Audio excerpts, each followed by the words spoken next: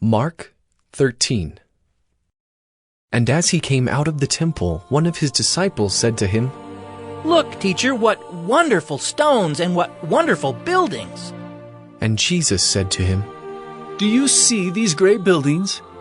There will not be left here one stone upon another that will not be thrown down." And as he sat on the Mount of Olives opposite the temple, Peter and James and John and Andrew asked him privately, "Tell us, when will these things be? And what will be the sign when all these things are about to be accomplished?" And Jesus began to say to them, "See that no one leads you astray. Many will come in my name, saying, 'I am he,' and they will lead many astray. And when you hear of wars and rumors of wars, do not be alarmed. This must take place, but the end is not yet. For nation will rise against nation, and kingdom against kingdom. There will be earthquakes in various places. There will be famines. These are but the beginning of the birth pains.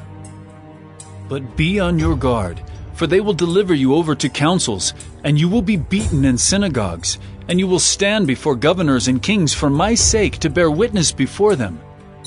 And the gospel must first be proclaimed to all nations. And when they bring you to trial and deliver you over, do not be anxious beforehand what you are to say, but say whatever is given you in that hour, for it is not you who speak, but the Holy Spirit. And brother will deliver brother over to death, and the father his child, and children will rise against parents and have them put to death. And you will be hated by all for my name's sake, but the one who endures to the end will be saved. But when you see the abomination of desolation standing where he ought not to be, let the listener understand. Then let those who are in Judea flee to the mountains.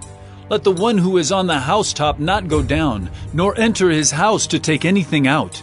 And let the one who is in the field not turn back to take his cloak. And alas for women who are pregnant and for those who are nursing infants in those days. Pray that it may not happen in winter.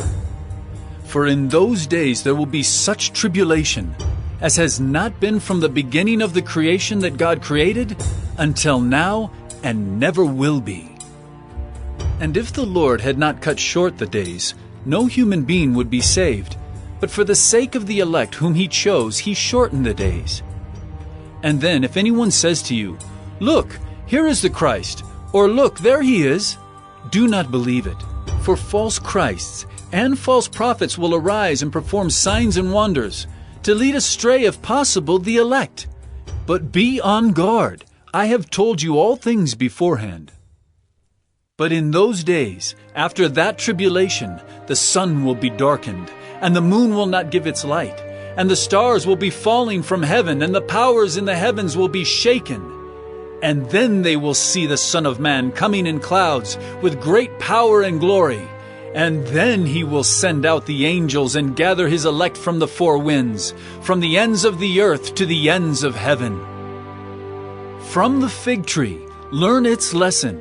As soon as its branch becomes tender and puts out its leaves, you know that summer is near. So also, when you see these things taking place, you know that he is near, at the very gates.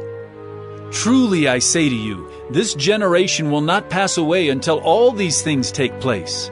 Heaven and earth will pass away, but my words will not pass away. But concerning that day or that hour, no one knows, not even the angels in heaven, nor the Son, but only the Father. Be on guard, keep awake, for you do not know when the time will come. It is like a man going on a journey, when he leaves home and puts his servants in charge, each with his work, and commands the doorkeeper to stay awake. Therefore stay awake, for you do not know when the master of the house will come, in the evening, or at midnight, or when the rooster crows, or in the morning, lest he come suddenly and find you asleep. And what I say to you, I say to all, stay awake.